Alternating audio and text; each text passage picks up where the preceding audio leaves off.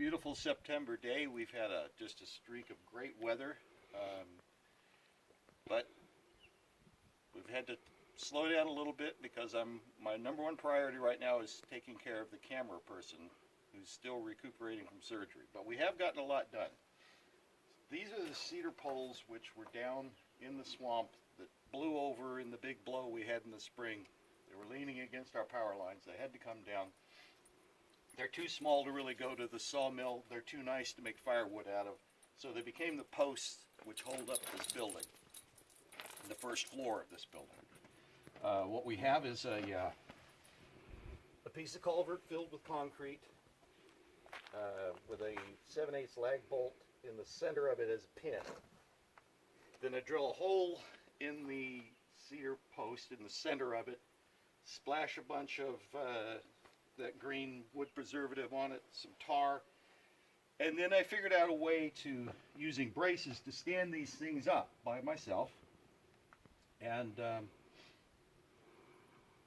I pre-cut as many of the notches as I could, but some of them I cut after they were standing. So there's a notch cut into the log that a full 2x8 is in, and we actually have a double 2x8 holding up this first floor because there's another one under this side that's picking up the load. So the actual span, these footers are set on 10.5-foot increments.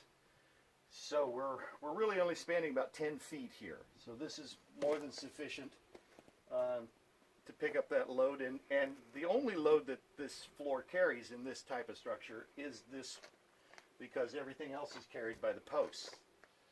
So going on up, the second floor will be held up by one single 2x12. Again, these are full 2x8.